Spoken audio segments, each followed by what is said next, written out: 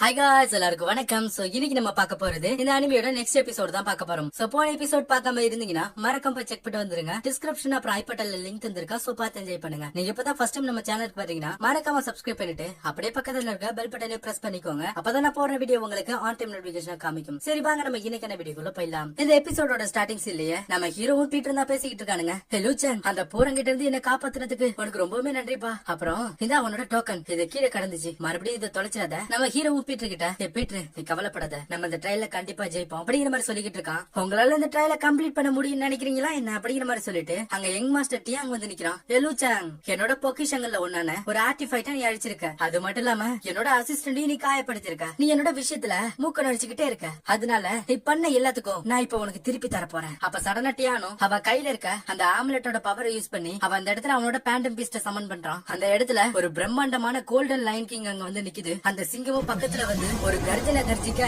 அங்க சுத்தி இருந்த பாறைகள் எல்லாமே சும்மா தூள் தூளா போகுது. உனக்கு எவ்வளவு தைரியம் இருந்தா நீ சூகே ஃபேமிலியோட யங் மாஸ்டர் கிட்டயே பிரச்சனை பண்ணுவேன். உன்ன மாதிரியான ஆளுங்க எல்லாம் செத்து போறதாண்டா நல்லது. லூச்சாங், வாங்கிருந்து போலாம். நம்ம ஓடி போறதா நல்லதுன்னு நினைக்கிறேன். நீ சொல்றது சரிதான், நீங்க இருந்து போ. ஆனா நான் உன்னை தனியா விட்டுட்டு போக மாட்டேன். டியானோ, உங்களால எங்கேயும் தப்பிச்சு போக முடியாது. போய் அவனுங்களை கொன்னுடு அப்படிங்கிற மாதிரி சொல்றான். எப்பீட்டு நீங்க இருந்து ஒன்னே போ, என்னால முடிஞ்ச வரைக்கும் நான் அதை தடுக்கிறேன்.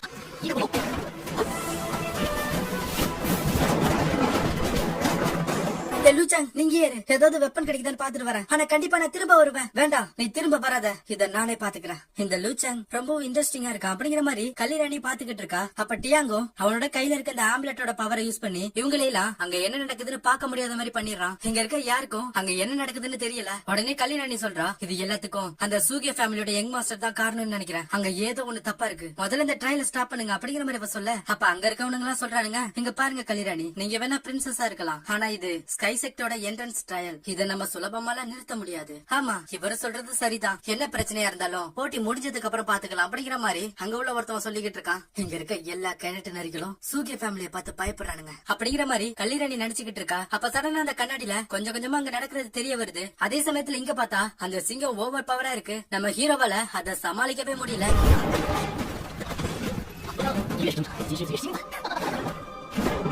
ரெண்டு பேரும் பிரிஞ்சு போய் அட்டாக் பண்ணுவோம். போலாம்.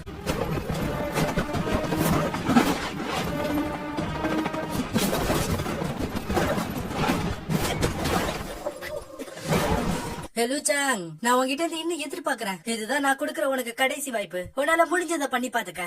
டியாங், நீ உன்னோட எல்லைய மீறிட்ட. அப்படியா? அவனை போய் அழிச்சிடு. இந்த சிங்கத்தை அழிக்க நான் ஒரு வழியை கண்டுபிடிச்சாகணும். அந்த இடம் சரியா இருக்கும்.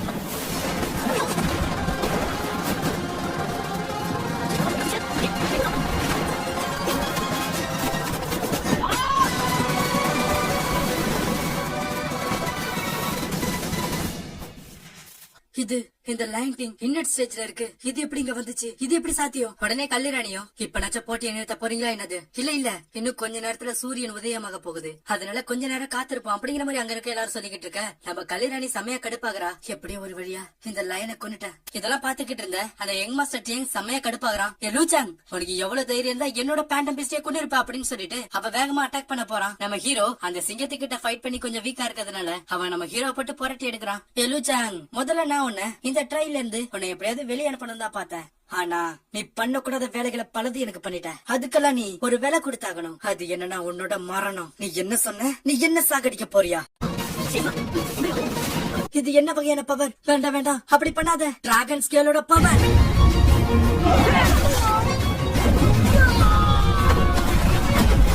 லூச்சாங், நான் உன்னை காப்பாத்த வந்துட்டேன்டா. எங்க இந்த சிங்கம்? எங்கப்பா அந்த சிங்கம்? அதை அடிக்கிறதுக்காக நான் கம்பெல்லாம் எடுத்து வந்திருக்கேன் பாரு. இத வச்சு அந்த சிங்கத்தை அடிச்சு வெட்டிடலாம்னு நினைச்சே என்னது. இருந்தாலும் உனக்கு ரொம்ப நன்றிடா. இல்லப்பா, அவசரத்துல இதை விட பெட்டா எதுவும் என் கையில கிடைக்கலப்பா. ஆனா அடுத்த முறை இதை விட சிறப்பா ஏதாவது பண்றேன் பாரு. சரி பரவாயில்ல, விடு, வா போகலாம் அப்படிங்கிற மாதிரி சொல்லிட்டு ரெண்டு பேரும் அந்த இடத்துல இருந்து கிளம்புறானுங்க. எங்க சூரியன் வேற கொஞ்சம் கொஞ்சமா உதயமாயிட்டு இருக்கு. அதே சமயத்துல எண்டிங் பாயிண்ட் கிட்ட அங்க நிக்கிற ஸ்கை செட்டோட சீடர்கள் எல்லாரும் ஃபர்ஸ்ட் யார் வருவா அப்படிங்கிற மாதிரி சொல்லி பேசிக்கிட்டு இருக்கானுங்க. எனக்கு தெரிஞ்சு அந்த சூகே ஃபேமிலியோட 4th யங் மாஸ்டர் டியாங் தான் வருவான்னு நினைக்கிறேன். ஏன்னா அவன் ஃபர்ஸ்ட் டேலே அவன் தான் ஃபர்ஸ்ட் முடிச்சான். கண்டிப்பா அவன் தான் வருவான் அப்படிங்கிற மாதிரி சொல்லிட்டு இருக்கானுங்க. அப்ப சடனா அந்த இடத்துல நம்ம பீட்டர் ஹீரோ நடந்து வரானுங்க. பேசிக்கிட்டு இருந்த எல்லாரும் ஷாக்ல பாத்துக்கிட்டு இருக்கானுங்க. முதலிடம் லூவோ செங், இரண்டாம் இடம் பீட்ரே அப்படிங்கிற மாதிரி அங்க அறிவிக்க, லூச்சங்க என் காதுல ஏதோ தப்பா வந்த மாதிரி இருக்கு. நம்ம ரெண்டு பேரையும் ஃபர்ஸ்ட் செகண்ட் என்ன சொன்னாங்க, இது உண்மையா என்ன? பீட்ரே இது உண்மைதான், நீ இந்த ட்ரையல பாஸ் பண்ணிட்ட. அது மட்டும் இல்லாம நீ செகண்ட் பிளேஸ்க்கு வந்திருக்க. ஓ என்னால நம்பவே முடியல, ஆசமா இருக்குப்பா. நான் ஒரு வழி அந்த ட்ரையல பாஸ் பண்ணிட்டேன். லூச்சங் இந்த உலகத்துல நீ தான் சிறந்த நண்பன். இது எல்லாத்தையும் அங்க லூவோ பிரான் பாத்துட்டு சரியான கடுப்புல நிக்கிறான். அடுத்தடுத்துன்னு போட்டியில கலந்துகிட்ட எல்லாரும் கொஞ்சம் கொஞ்சமா வந்துகிட்டு இருக்கானுங்க. அப்ப அந்த இடத்துக்கு கல்லிராணியும் மத்த மெண்டர்ஸும் அங்க வராங்க. நம்ம ஹீரோவும் அவங்களுக்கு மரியாதை செலுத்துறான். அப்ப அந்த இடத்துக்கு தட்டு தடுமாறி நம்ம டியாங் அங்க வரான். 100வது இடம் டியாங் அப்படிங்கிற மாதிரி அறிவிக்க, அங்க இருக்க எல்லாரும் என்னவ கடைசியா வந்திருக்கான் அப்படிங்கிற மாதிரி சொல்லி பேசிக்கிட்டு இருக்கானுங்க. லூச்சங் காத்துக்கிட்டு உன் சாவு என் கையில தான். உடனே நம்ம கல்லிராணியும் யங் மாஸ்டர் டியாங், நீ இன்னட் ஸ்டேஜ்ல இருந்த கோல்டன் லைனுக்கு இங்க சமன் பண்ணிருக்க, அது எப்படி உன்னால முடிஞ்சிச்சு? உடனே டியாங்கும் அவன் கையில இருக்க அந்த பெண்டனை மறைக்கிறான். உடனே நம்ம கல்லிராணியும் அவளோட கையை நீட்ட டியாங் கையில இருந்த பெண்டன்ட் நம்ம கல்லிராணியோட கைக்கு வந்துடுது. என்ன ஹெவன்லி பெண்டன்டா? இந்த பெண்டன்ட் ட்ரையலப்ப அரைவ கண்காணிக்கிற கண்காணிப்பு வீரர்களுக்கு கொடுக்கப்பட்டதாச்சு. இது எப்படி உன்கிட்ட வந்துச்சு? இதை யார் உன்கிட்ட கொடுத்தா? சுத்தி இருக்க எல்லாரும் என்ன இவ சீட்டிங் பண்ணி தான் ஜெயிச்சிருக்கானா அப்படிங்கிற மாதிரி சொல்லி பேசிக்கிட்டு இருக்கானுங்க. நம்ம டியாங்கோ அந்த இடத்துல எதுவும் பண்ண முடியாம அவ தலை குடிஞ்சு நிக்கிறான். உடனே அங்க உள்ள ஒருத்தவனும், கல்லிராணி சூகே ஃபேமிலியை சேர்ந்தவங்க ஃபவுண்டன் எம்பியோட நல்லதுக்காக அவங்களோட உயிரை கொடுத்திருக்காங்க, அது எல்லாத்தையும் மனசுல வச்சு இந்த வாட்டி இவனை மன்னிச்சு விட்டுடுவோம். உடனே கல்லிராணியும், ஹே டியாங் இந்த ஹெவன்லி பெண்டன்ட உங்ககிட்ட யாரு கொடுத்தாங்கன்னு சொன்னா இதுக்கு மேல இந்த பிரச்சனையை நாங்க தொடர மாட்டாங்க அப்படிங்கிற மாதிரி அவ சொல்ல, உடனே டியாங்கும் எனக்கு அவதான் கொடுத்தான் அப்படிங்கிற மாதிரி சொல்லி நம்ம லூவோ பிரான கை காமிக்கிறான். இதை என்கிட்ட அவதான் கொடுத்தான், இதை வச்சு லூச்சங்க அவ போட்டு தள்ள சொன்னா. மெண்டார் ஹூ அவ உங்களோட யுனைடெட் ஹெவன்லி பிரிவோட சீடன் தான். உடனே அவரும் லூவோ பிரான் ஒரு கண்காணிப்பு சீடனா இருந்துகிட்டு ரூல்ஸ் மீற உனக்கு எவ்வளவு தைரியம்? உடனே லூவோ பிரானும் அவன் கால விழுந்து கெஞ்ச ஆரம்பிச்சிடறான், நீ எதுக்குமே லாய்க்கலடா அப்படி சொல்லிட்டு அவர் ஒரு எத்த போடுறாரு. உடனே மத்த சீடர்கள் எல்லாரும் அவனை வந்து இழுத்துட்டு போயிடானுங்க. ஒரு வழியா ட்ரையல் முடிஞ்சிடுச்சு. எங்க இருக்க எல்லா மெண்டார்ஸும் உங்களோட பிரிவுக்கு ஏற்ற சீடர்களை நீங்களே தேர்ந்தெடுங்க அப்படிங்கிற மாதிரி அங்க சொல்லிக்கிட்டு இருக்க. இங்க கல்லிராணி அவ நடந்து போய்கிட்டு இருக்கா. அப்ப அங்க நம்ம ஹீரோவும் பீட்ரு ஓடி வரானுங்க. ஒரு நிமிஷம் நில்லுங்க மாஸ்டர் கல்லிராணி, என் பேரு லூச்சங், நான் ட்ரெஸல் பிரிவுல சேர ஆசைப்படுறேன், தயவு செஞ்சு ஏத்துக்கோங்க. என் பேரு பீட்ரு, நானும் ட்ரெஸல் பிரிவுல சேரதான் ஆசைப்படுறேன், என்ன ஏத்துக்கோங்க. நீங்க யுனைடெட் ஹெவன்லி பிரிவுக்கு போகலையா? அதுதான் இந்த ஸ்கை செட்லயே ரொம்ப ஸ்ட்ராங்கான ஒரு பிரிவு. மாஸ்டர் கல்லிராணி எனக்கு அதை பத்தி எல்லாம் கவலை இல்ல, நீங்க ஒரு நேர்மையான பர்சன். நீங்க அந்த இடத்துல அந்த யங் மாஸ்டரை ஒரு நோபல்னு கூட பாக்காம அவனை எதிர்த்து நின்னீங்க, அதனால நான் இதுலதான் சேர ஆசைப்படுறேன் அப்படிங்கிற மாதிரி ஹீரோ சொல்றான். இவ ரொம்ப ஹானஸ்டா இருக்கான் அப்படிங்கிற மாதிரி கல்லிராணி நினைக்கிறா. அப்ப அவ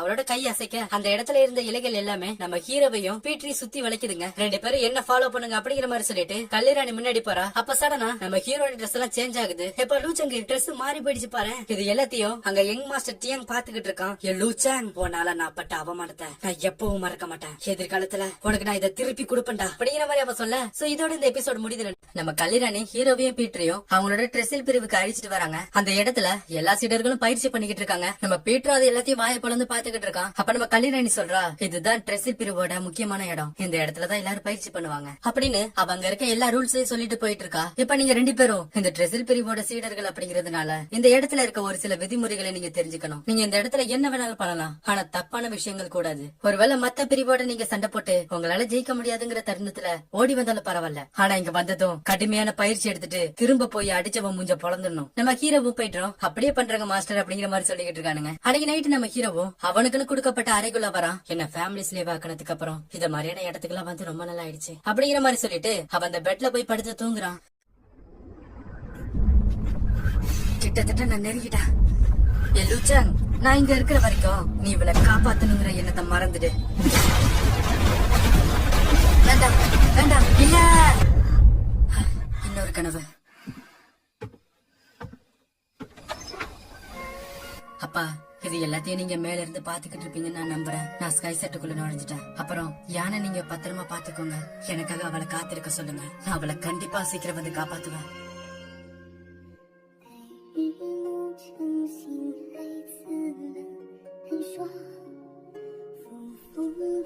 ஒரு மலர் இருக்குன்னா அது வளர்ந்துச்சுன்னா கண்டிப்பா ஒரு நாள் வாடிதாகணும். அதே போலதான் நம்ம நேசிக்கிறவங்களை விட்டு பிரிஞ்சிருக்கிறது ரொம்ப கஷ்டம். இப்போ இந்த நேரத்துல இந்த மூன் எவ்வளவு அழகா இருக்கு. உன்னோட கடந்த காலத்தை நீ ஞாபகப்படுத்திக்கிட்டே இருந்தீனா இப்ப இந்த மூனோட அழக உன்னால முழுசா ரசிக்க முடியாது. உன்னை கல்லிராணி கேக்குறா, நீ எதுக்காக இந்த இடத்துல உட்காந்து ஃபீல் பண்ணிக்கிட்டு இருக்க? உனக்கு ஏதாவது பிரச்சனை இருந்துச்சுன்னா அதை என்கிட்ட சொல்லு. நம்ம ஹீரோவும் கல்லிராணி கிட்ட அவனுக்கு நடந்த எல்லா விஷயத்தையும் சொல்றான். அதனாலதான் என்னோட தங்கச்சியை காப்பாத்துறதுக்காக நான் உயர்ந்த மலைக்கு போகணும்னு நினைக்கிறேன். நீ அவளை காப்பாத்த நினைக்கிறேன்னு எனக்கு தெரியுது. இருந்தாலும் உயர்ந்த மலையில வெளிச்சீடர்களுடைய அனுமதி இல்ல. இருந்தாலும் அதனால நீ உன் தங்கச்சியை பத்தி கவலைப்படாத. எனக்கு தெரிஞ்ச வரைக்கும் அவ உயர்ந்த மலையில அடைக்கப்பட்டிருந்தாலும் உன் தங்கச்சிக்கு எந்த ஒரு தண்டனை கொடுக்கல. அவ நல்லாதான் இருக்கா. மாஸ்டர், நீங்க உண்மையதான் சொல்றீங்களா? ஆனா எனக்கு இத பத்தி உறுதியா தெரியல. நீ இத பத்தி தெரிஞ்சுக்கணும்னு ஆசைப்பட்டினா ஸ்ட்ராங் ஆகி நீனே போய் தெரிஞ்சுக்க. மாஸ்டர் கல்யாணி, எனக்கு நீங்க டீச் பண்ணுங்க. நான் கூடி சீக்கிரம் ஸ்ட்ராங்கா மாறணும். நான் அதுக்காக என்ன விலை வேணாலும் கொடுக்க தயாரா இருக்கேன். அடுத்த சீல கல்யாணி நம்ம ஹீரோவை ஹெவன்லி புக் பவலியன் அப்படிங்கிற ஒரு இடத்துக்கு அழிச்சிட்டு வரா. இந்த ஹெவன்லி புக் பவலியன்ல தான் ரொம்பவும் திறமை வாய்ந்த புத்தகங்கள்லாம் இருக்கு. இந்த பிரிவுல சேர்ற ஒவ்வொரு புதிய டிசபிள்ஸுக்கும் இந்த ஹெவன்லி பவலியன்ல இருந்து ஒரு புக்க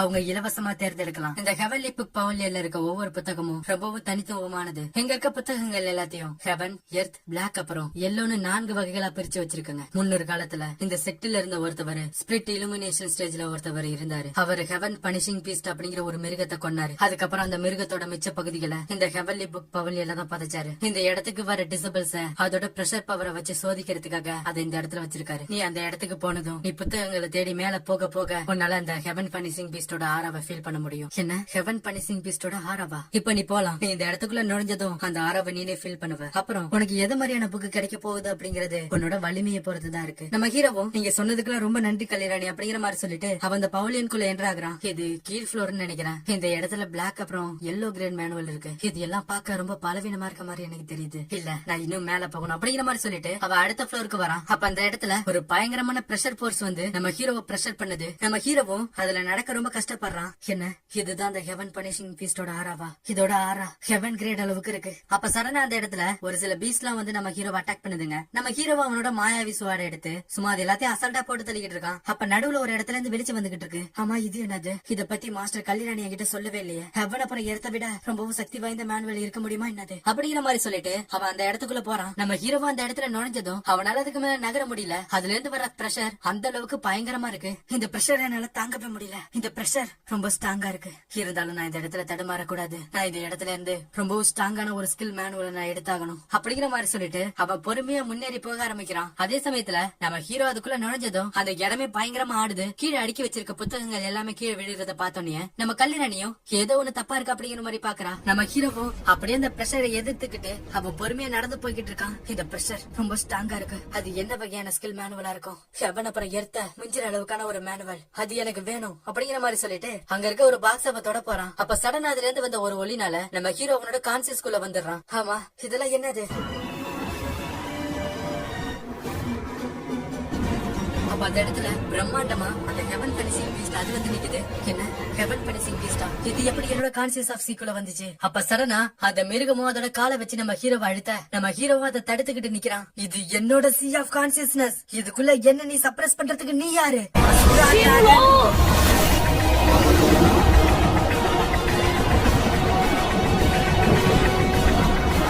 நம்ம ஹீரோ கூப்பிட்டதும் அந்த இடத்துல அசுரா டிராகன் வந்து நிக்குது. நம்ம அசுரா டிராகனோட கால் சைஸ் கூட அந்த பீஸ்ட் இல்ல. நம்ம அசுரா டிராகனும் அந்த ஹெவன் பனிஷிங் பீஸ்ட அசால்ட்டா வாயில கவி தூக்கிட்டு போயிடுது. இப்ப இந்த ஹெவன் பனிஷிங் பீஸ்டோட ஆரா இப்ப இங்க இருந்து போயிடுச்சு. இருந்தாலும் இதோட பவர் ரொம்ப அதிகமா இருக்க மாதிரி நான் ஃபீல் பண்றேன். இதோட டெக்னிக் என்ன கிரேட் டெக்னிக்கா இருக்கும் அப்படிங்கிற மாதிரி சொல்லிட்டு நம்ம ஹீரோவா அந்த பாக்ஸ தொட போக, நிறுத்து, நீ சாகணும்னு ஆசைப்படுறியா?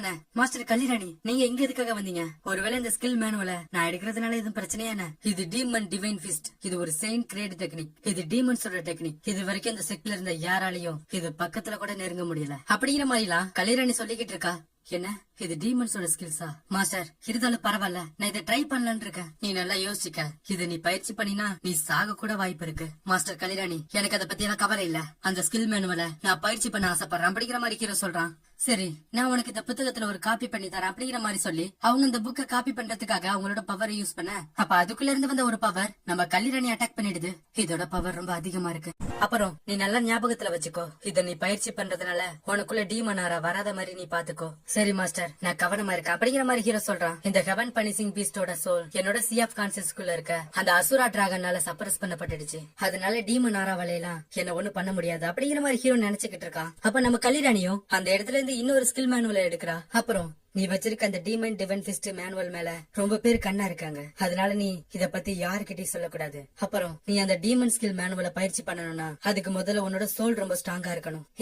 இத வச்சுக்கோ. இது ஹெவன் கிரேட் டெக்னிக். இந்த மேனுவல்ல ஸ்பிரிச்சுவல் அட்டாக் பத்தின எல்லா விவரங்களும் இருக்கு. இந்த மேனுவல் பேரு ஸ்பிரிட் அலார்மிங் ஃபியர். இது உனக்கு யூஸ்ஃபுல்லா இருக்கும்னு நினைக்கிறேன் அப்படிங்கிற மாதிரி சொல்லி அவ அந்த புத்தகத்தை கொடுத்துட்டு அவங்க இருந்து கிளம்புறா. ஆனா அவ போகும்போது அவளோட வாயில இருந்து பிளட் வருது. என்னோட அப்பா காணாம போறதுக்கு அப்புறம் இந்த ஃபேங்ஷன்ல இருக்க எல்லாரும் இந்த இடத்தோட பவரை பிடிக்கிறதுக்காக எல்லாரும் ரகசியமா போட்டி போட்டானுங்க. அப்ப கல்லிராணியும் அவ ஒரு பிளாஷ்பேக் நினைச்சு பாக்குறா. நம்ம கல்லிராணி தான் இந்த ஃபவுண்டன் எம்பையரோட பிரின்சஸ். அப்ப சடனா ஒரு நாள் நம்ம கல்லிராணியோட அப்பா அரண்மனையில இருந்து காணாம போய் இருந்திருப்பாரு. அந்த வாய்ப்பை பயன்படுத்திக்கிட்டு அரசரோட இடத்தை பிடிக்கிறதுக்காக பயங்கரமான திட்டம் போட்டு பிளான் பண்ணி இருந்திருப்பானுங்க. எல்லாரும் என்ன பண்றீங்க? அரசர் இன்னும் திரும்ப வரல. ஆனா அவரோட உத்தரவு இன்னும் அப்படியே தான் இருக்கு. அவருக்கு அடுத்தது பட்டத்து இளவரசன் தான் இந்த அரியணைக்கு அடுத்த இடத்துல இருக்கான். அப்படி இருக்கும்போது உங்க ஆயுதங்களை எதுக்காக எங்களை நோக்கி காமிக்கிறீங்க? அப்ப அந்த இடத்துக்கு ஒருத்தன் வரான். என்ன பட்டத்து இளவரசனா? அவனை பாரு, பாய்ந்து போய் உன்கிட்ட பதுங்கிட்டு இருக்கான். அவனுக்கு இத கையாளுற அளவுக்கான திறமையோ புத்திசாலித்தனமோ இல்ல. இப்படிப்பட்ட இந்த சின்ன பையனால மக்களோட நம்பிக்கையை எப்படி சம்பாதிக்க முடியும்? பட்டத்து இளவரசர் ரொம்ப சின்ன பையனா இருக்கான். அவனுக்கு தெரிஞ்சதெல்லாம்